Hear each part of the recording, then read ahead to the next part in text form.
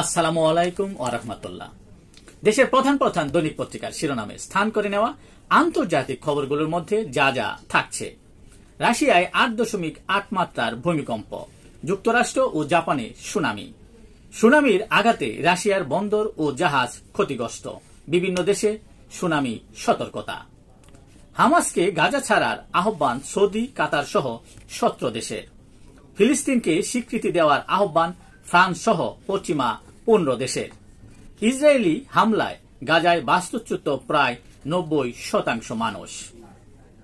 গাজার দৃশ্য নাসি ক্যাম্পের চেয়েও ভয়াবহ বলে মন্তব্য করেছেন এরদোয়ান।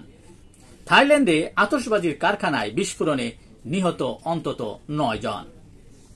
অস্ট্রেলিয়ায় অপ্রাপ্ত বয়স্কদের জন্য নিষিদ্ধ হচ্ছে ইউটিউব। এক জরিপে দেখা যায় 37% অপ্রাপ্ত বয়স্করা ক্ষতিকর কন্টেন্ট দেখেন।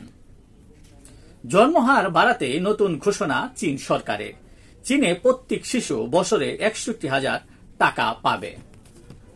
সর্বশেষ বিনোদন জগতে যা থাকছে এক নজর দেখে নেওয়া যাক।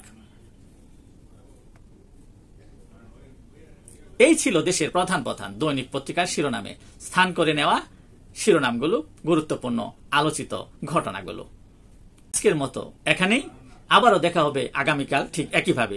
সে পর্যন্ত অবশ্যই ভালো থাকবেন, সুস্থ থাকবেন। আসসালামু আলাইকুম ওয়া রাহমাতুল্লাহ।